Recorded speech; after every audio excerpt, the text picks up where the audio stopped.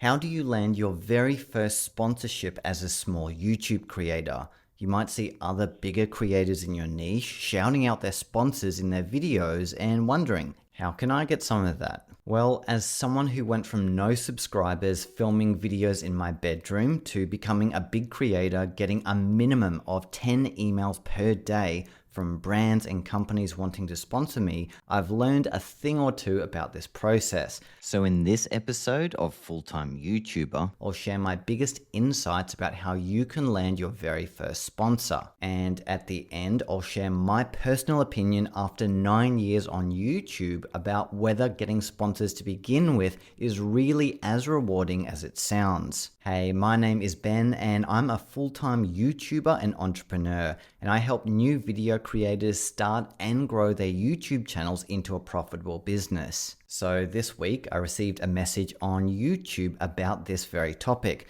from user Elastica VR, who says, "Hi Ben, can you give me some pitch ideas on how to work with brands such as Insta360 for collaboration, camera reviews, or just sponsorship? I love your work, thanks." Okay, well, I've got a lot of thoughts on this topic, so let's get started. Firstly, I'd invite you to take a step back and look at the bigger picture when it comes to brands wanting to sponsor and work with influencers. Why do they do it? Why does this relationship exist? Why don't they just market their own products and leave these small content creators to do their own thing? Well, the first reason is influencers have a hyper-targeted audience. If you've built your YouTube channel around a specific topic and you've done it well to the point that your audience knows, likes, and trusts you, you've probably become an industry expert with a legion of followers who have hyper-specific needs and therefore form the target demographic of a whole bunch of companies. Let's say you've made videos about VR and all of your audience are VR users. In that case, the target companies would be VR companies, such as headset brands, accessories, games, software, anything to do with VR. If you have any kind of a following, you have the hyper-targeted audience that those brands want to reach. And as a YouTuber, your trust is really important. And when a big brand wants to work with a YouTuber, what they're essentially doing is paying money to instantly use the trust that influencers have built up with their audiences to help them sell their products. Kind of like someone you personally know and trust recommends something to you. You're much more likely to listen to that recommendation and buy the product than a salesperson at the store trying their hardest to convince you to buy it. So that's the first reason brands want to work with influencers. The second reason is influencers, if they really are influencers with any kind of following, have scale. They don't just have a couple of people in this hyper-targeted audience, but it's a big audience of usually 10,000 plus people. And I'm going to go super nerdy here on business equations.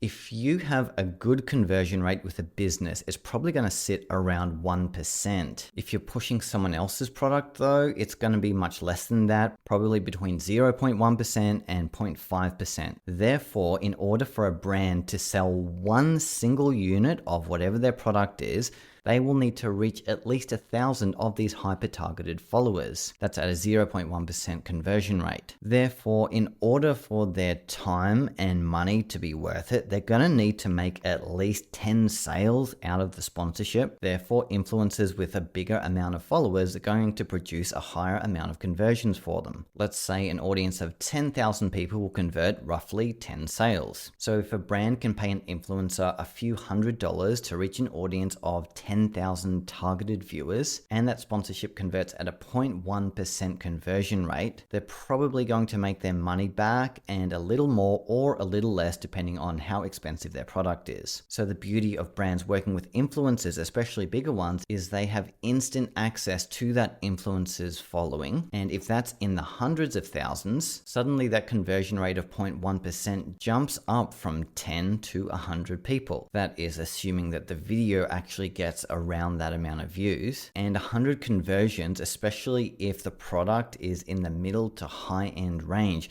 is going to equal quite a bit of money. So it really is a very strategic business decision from these brands working with influencers about why they do it. I'm sorry to say, but it's not for the sake of helping an up-and-coming creator, but it's purely business. They see their target audience and they want to buy instant access to that audience. So with that all said, you've probably guessed by now that small influencers aren't going to produce high conversion rates. If your channel has less than 10,000 subscribers, your conversion rates are likely going to be really small for companies, and this is why you don't get as much interest up front. So I just want to warn you not to fall into fantasy land too much if your channel is at hundreds or a few thousand subscribers.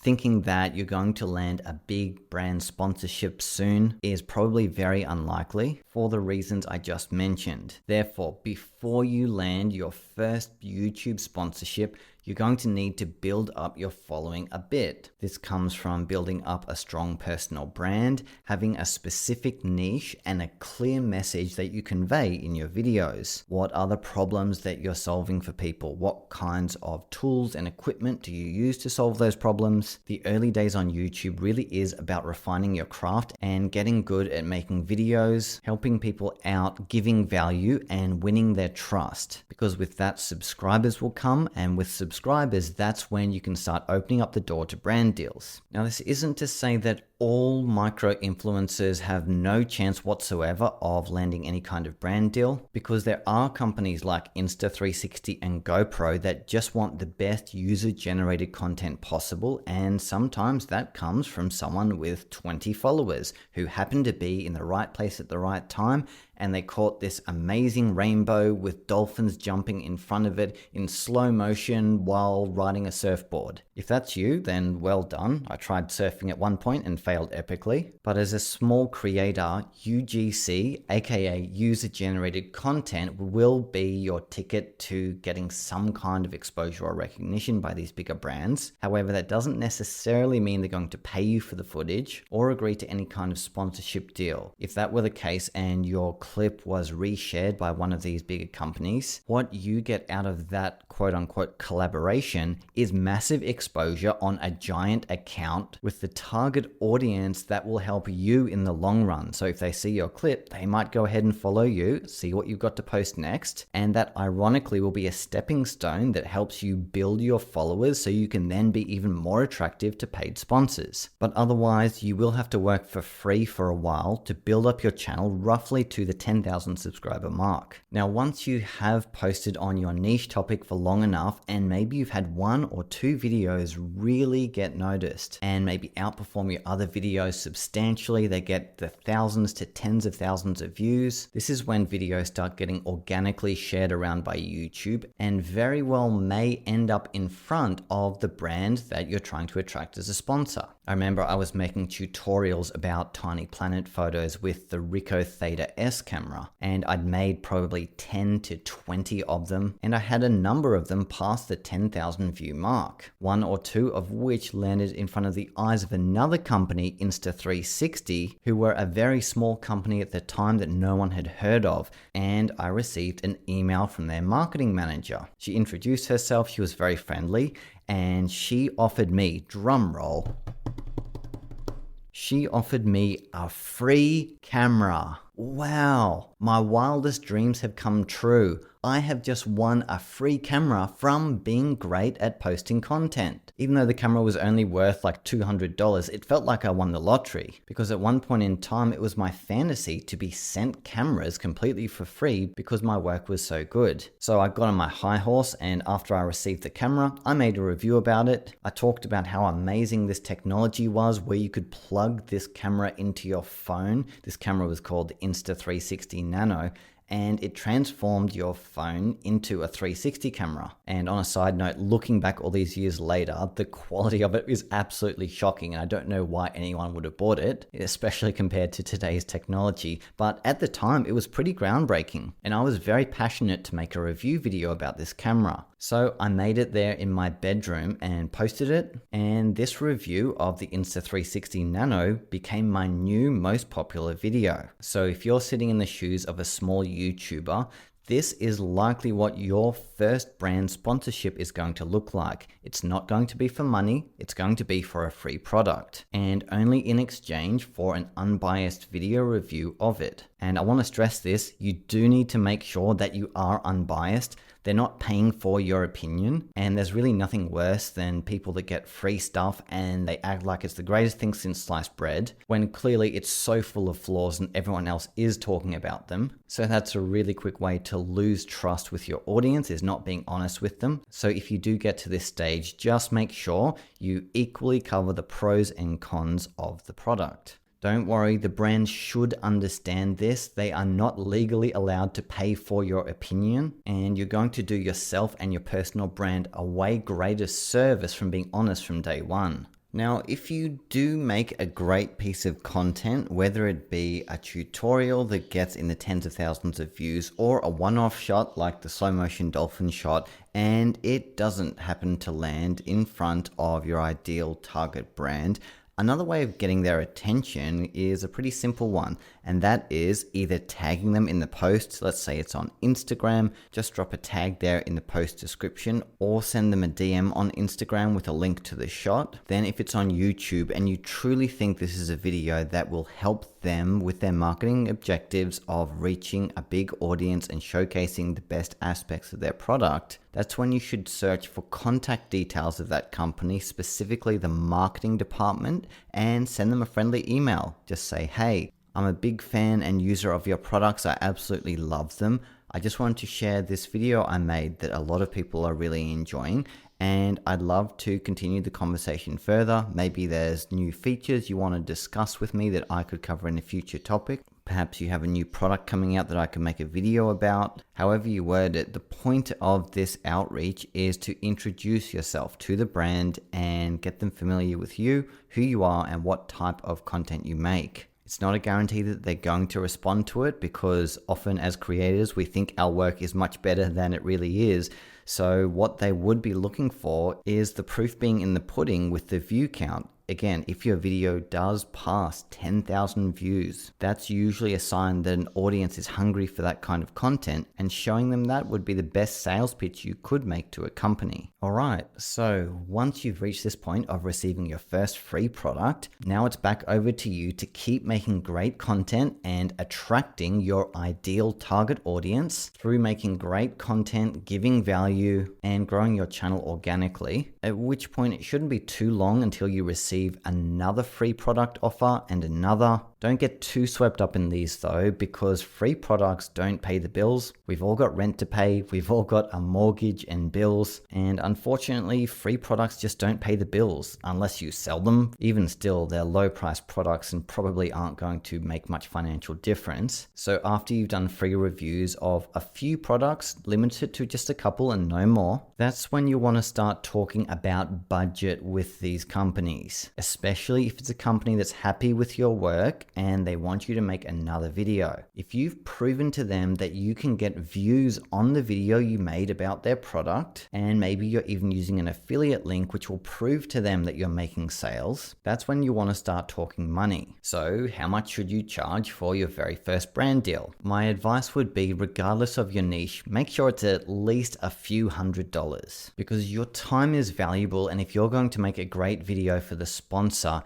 it's probably going to take at least a day, if not up to a week, if you want to do a more complex video. And it can be a dangerous pattern to fall into if you're always way over delivering your time in exchange for a minimal budget. And that's just not an equation that's financially sustainable. So I'd recommend anywhere from $200 to $500 for your very first paid sponsorship. This will be a tutorial video of some kind that you're going to put a significant amount of effort into to make it great, to showcase the best aspects of the product, while again not being a sellout and saying it's the best thing since sliced bread. I would also really advise against this being a review, because in my opinion, it's unethical to receive money for what should be an unbiased review. And I've personally never ever done that in my entire time on YouTube.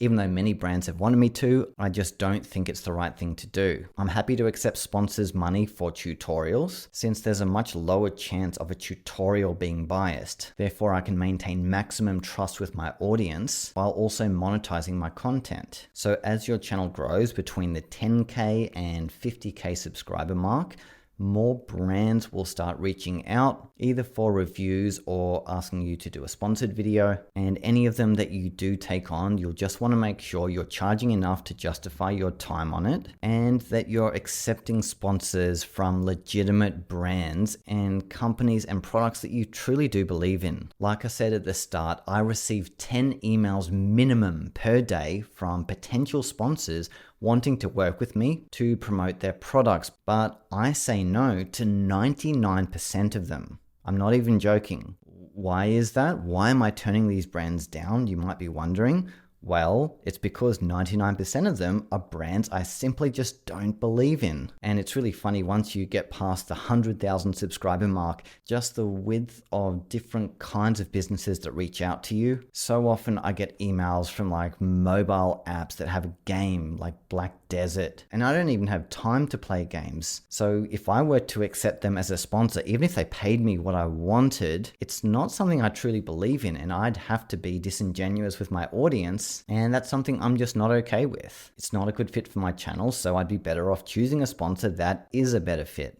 I do get some pretty crazy ones like pet products, dental products. I got one last month that was like a medical procedure. Hey, we'll fly you to Turkey to get a hair transplant, and we'll pay all costs, and we'll sponsor you if you make a vlog about it and share it with your audience on YouTube. And I just thought, firstly, how dare you? I do not have a receding hairline, thank you very much. Okay, maybe I do, but that's besides the point. I don't appreciate being targeted for this kind of product. And secondly, even if I did take the free trip and the sponsorship, my audience aren't after that. They come to me for content creation advice, not hair transplant advice. So if I were to accept a brand sponsorship like that, I'd completely turn off my entire audience instantly, and they'd probably never trust me again.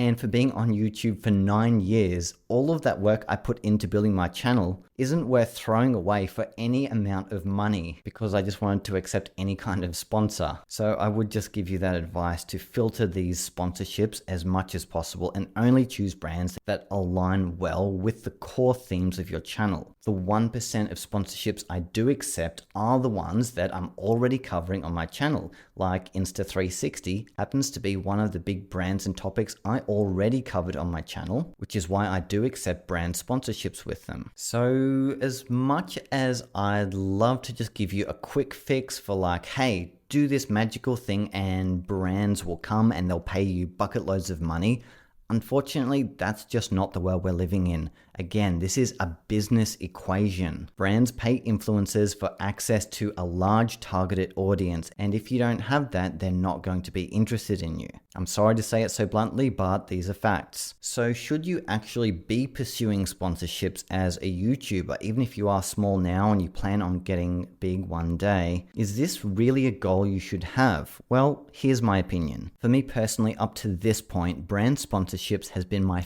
fourth biggest income source. Not the first, not the second, not the third. It's been the fourth. Yes, part of that is because I filter so heavily and reject 99% of offers. The other part is, though, that it's a poor ROI of your time compared to other monetization sources. Because anywhere up to, say, 100,000 subscribers, brands aren't willing to pay more than a few $1,000s for a video, probably less, and to make a good video, it will take you days or even weeks, averaging your payout per day to be like $200.